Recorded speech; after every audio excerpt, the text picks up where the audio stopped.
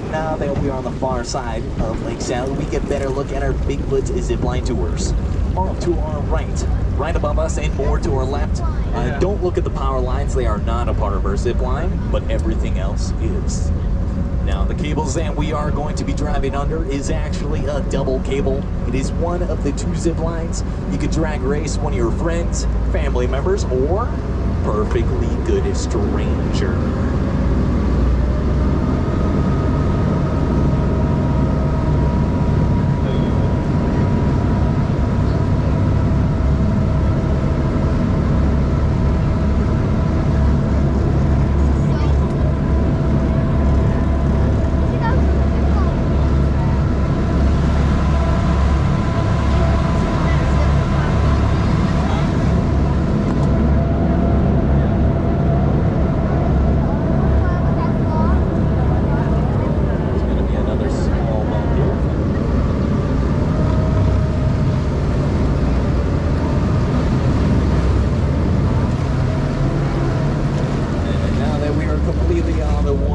Disengage our propeller, no point for that to be spinning.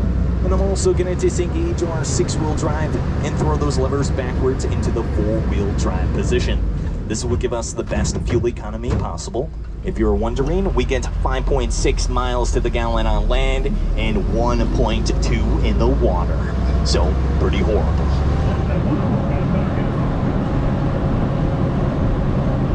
But we are coming up to our first land obstacle of today. We have Sand Trap Hill. From time to time, our little ducks do get stuck on this hill, but don't worry, I have a plan. If we get stuck, me, along with all the strong adults on board, will proceed to the back of the dock, safely lowering all children to the ground. Then we'll take our seats and cheer them on as they push us up the hill. How's that sound? That is the perfect plan, and it will work. It does look like we have some Halloween decorations out here. I think we still gotta spice it up. Maybe a couple more. Maybe you could do that later, Adam. Carvo on the dock, maybe. Not amused? That's okay.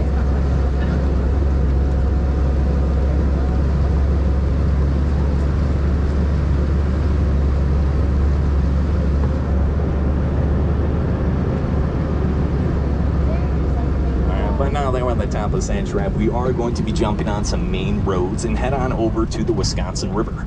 On our way over there, it does get pretty windy, so please hold on to any hats, glasses, phones, small children, coats, or any umbrellas that might fly up out of the dock.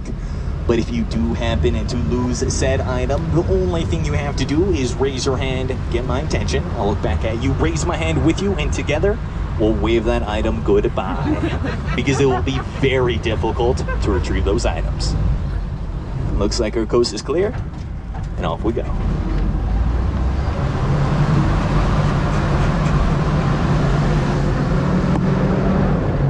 And it is just slightly illegal for me to talk on the main roads with this headset on, so I'm gonna put it down and be a little quiet on the way over to the Wisconsin River.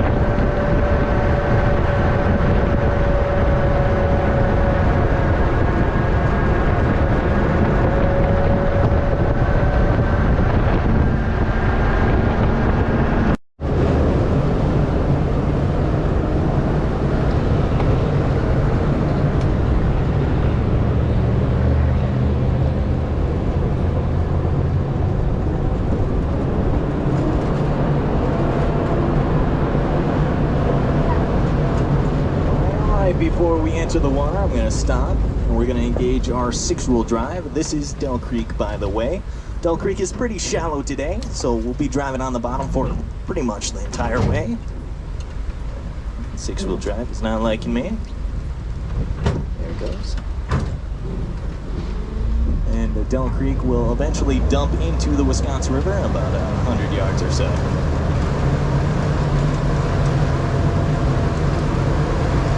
As we go through, it does get a little bumpy, so please watch your heads on those beams.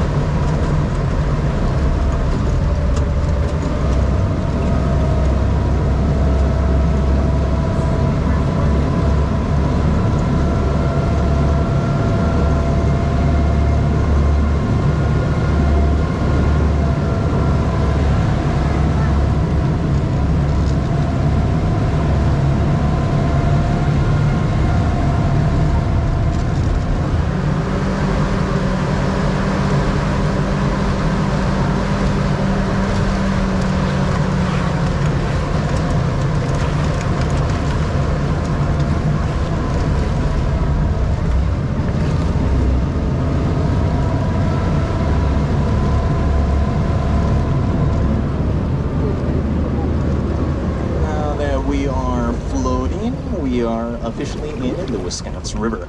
We're also going to disengage our wheels so they're not just spinning mindlessly beneath us. As we're driving, you might have seen a little stone structure. We call that Boulder Tower. It's been there for about 3 days now. Unknown who made it, unknown the reason why. I'm going to assume aliens. But I'm waiting for one mean person to go up on that little sandbar and push it over. But until then, I really hope it stays there for the next 10,000 years. But also out here to our right, we have the rarest occurrence here in Wisconsin Dells. And that rare occurrence is free entertainment. Now, you could come out here to Newport Park, lay on the beach if you want, soak up some rays. And if you get a little hot, probably in the middle of summer if you're out here ideally, you could jump in this nice cold Wisconsin River and cool yourself off. And if you get hungry, go up to that nice green grass and have yourself a picnic or grill out. Absolutely 100% free. You don't even have to pay for parking. But then, of course, is Newport Park. Newport once was a city back in the 1800s, but sadly, it was burned down in a wildfire.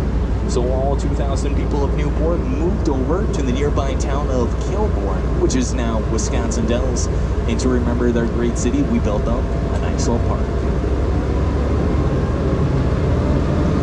And another interesting thing about this park, if you look towards the top of the green hill, you'll see a little fenced-in area up there. On the other side of that fence, it is a remaining of a Native American effigy mound. It is resembling a panther. There used to be a whole panther there, but now it's just half of it because someone wanted to build a road there. But that's why we have that fence now.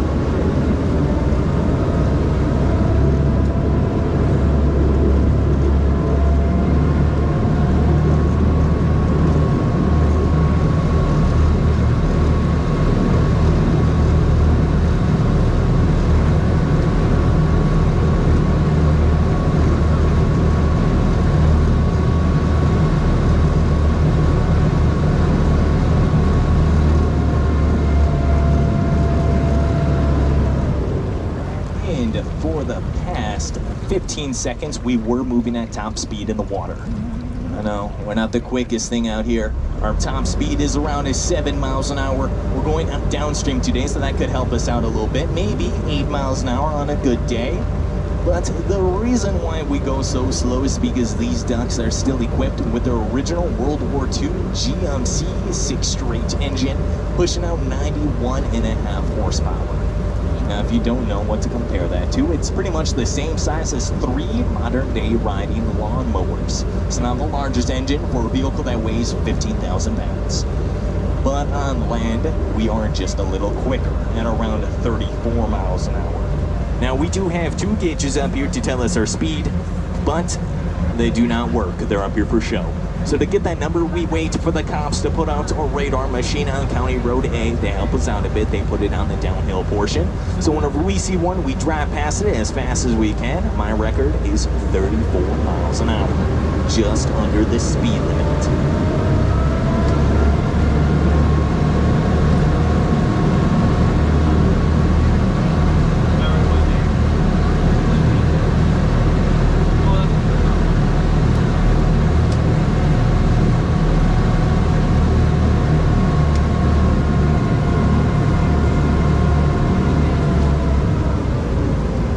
As we go downstream here, if you look to either side of the dock and down into that water, you'll see that is a lovely ocean blue color. Yeah. For those of you that are colorblind, it is not ocean blue. It is actually a very dark brown color. Now, there is a reason why the water is so dark. It's because there is a chemical in the water that turns it brown. And this chemical is called Tannic Acid. And I know, that sounds awful. But don't worry, this acid is completely harmless. It is actually found in some household materials, such as Coca-Cola, Pepsi's, teas, coffees, and some women's makeup. And if you look at the ingredients of these items, you won't see the words tannic acid because that would be pretty scary. They actually change the words on those labels to be more appealing to natural caramel coloring or just caramel coloring. So you can sleep fine and knowing that this water will not burn your skin off. Well, this tannic acid is naturally secreted into the Wisconsin River, about 280 miles north of here. I told you anyways. And again, if you read that brown sign, you'll see that they have spelt the word gauging wrong. Right now, it says gagging.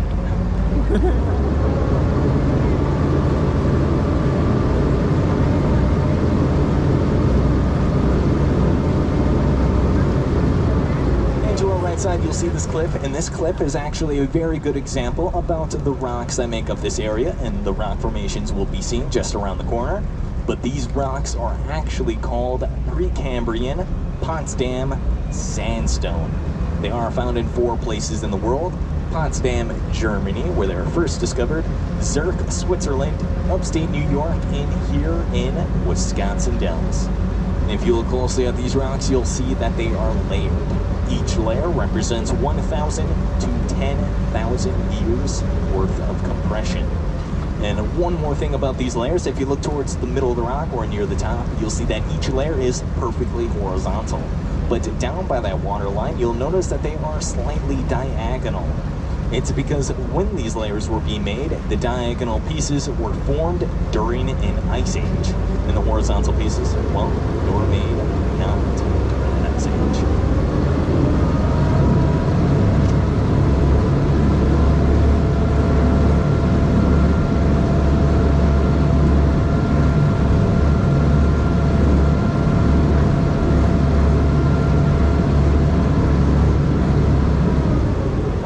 Side, we get a look at our first rock formation of today. This is Sugar Bowl Island. Now, Sugar Bowl Island got its name from a man named H.H. Bennett. Now, he has a small studio in downtown Wisconsin Dells. You could go there, take a look at it, see what he did and what he was all about.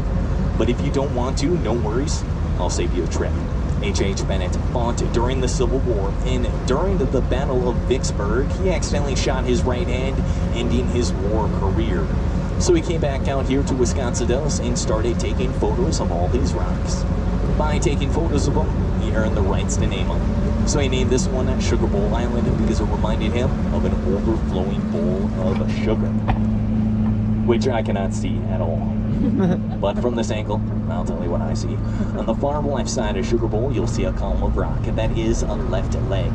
And to the right side of that left leg, you'll see a large dark space in the middle, and to the right side of that dark space, you'll see that right leg.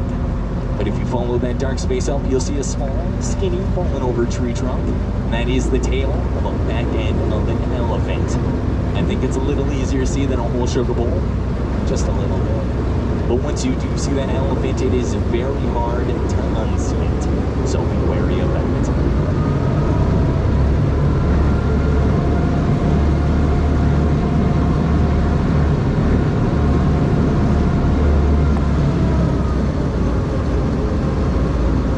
To the left side of Sugar Bowl, we have Grotto Rock. Now, Grotto Rock has a bunch of caves going in every which way inside, and if you come out here with some kayaks or canoes, you're able to travel through these caves and explore the insides. These caves also serve another purpose as being a home for some animals. Some beavers have lived in there, ducks, pigeons, turkey, vultures, insects, and with those insects come spiders. But as of last spring, the DNR did confirm that there was one black bear living inside those caves. Now, black bear are very uncommon in this part of Wisconsin, so when we heard that, it was actually pretty shocking.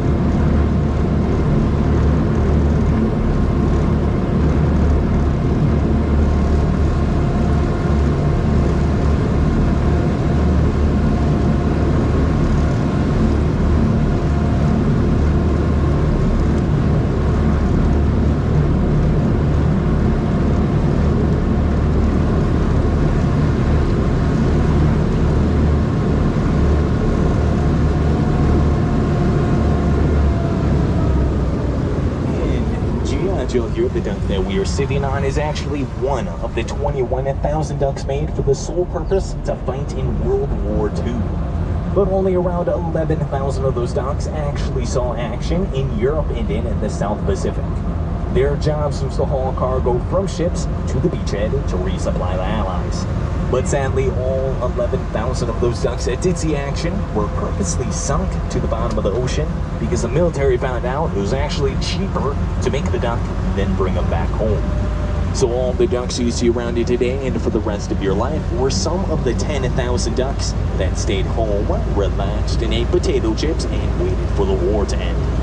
Once the war ended, they became a military surplus, and companies and private investors from around the United States started buying them up and used them for their own needs. Some were used in fire departments, others farm equipment, and the lucky few became our very own duck tours.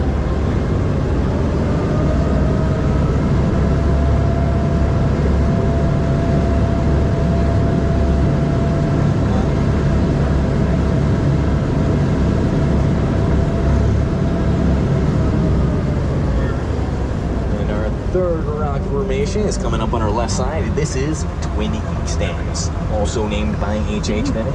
He named it Twin Inkstands because it reminded him of two inkstands sitting on his desk at home. If you look towards the middle of the rock, you'll see that it is black, representing the ink. Then all the way at the tip top, you'll see that there are some trees, and those trees kind of look like feather quills they used to write with. But little did H.H. Bennett know that these rocks here form an almost perfect compass. The rock on the right points north and south, and the one on the left points east and west.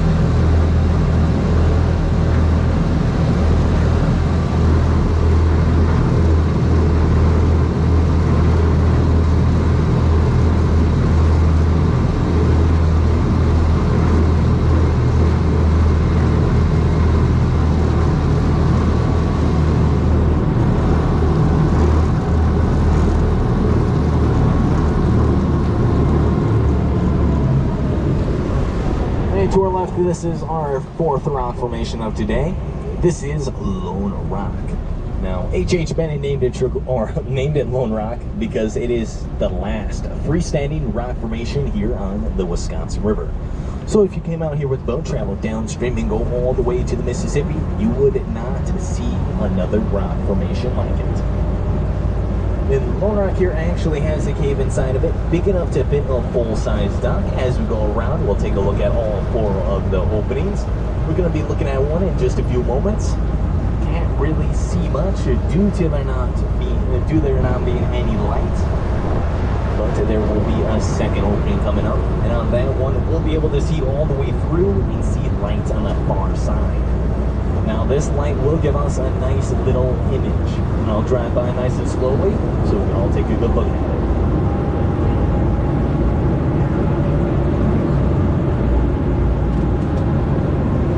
That opening is coming up on our left-hand side.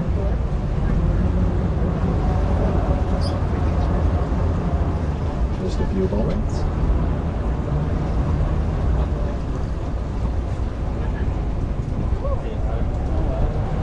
I'm not too sure what you guys saw, but I saw the bell of Taco Bell. Not sponsored, of course, but that cave was once used by Native Americans to store the raw meats, fruits, vegetables, hot pockets, and of course frozen pizzas inside, because it stays around at 10 to 20 degrees cooler because it never sees the sunlight.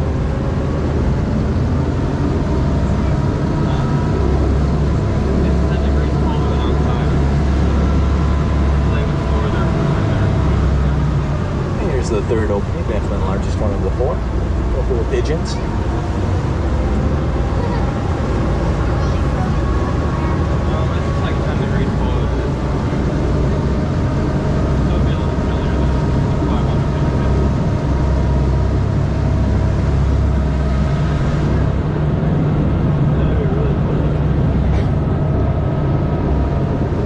And now that we're on the far side of Lone Rock, once again, I'll be taking a hard left turn.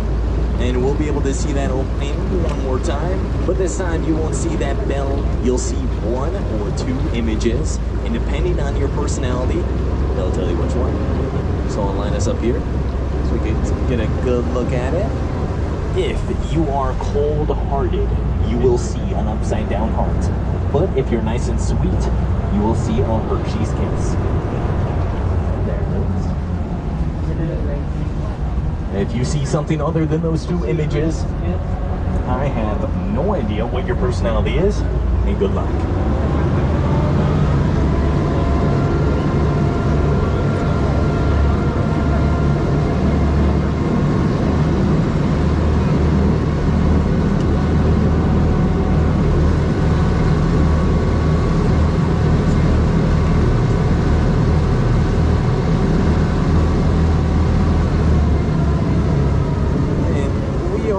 To be leaving the Wisconsin River by using this ramp just to our left side. Once we get a little closer, I'll engage our 6-wheel drive. So once we do hit the bottom, we'll just drive right on.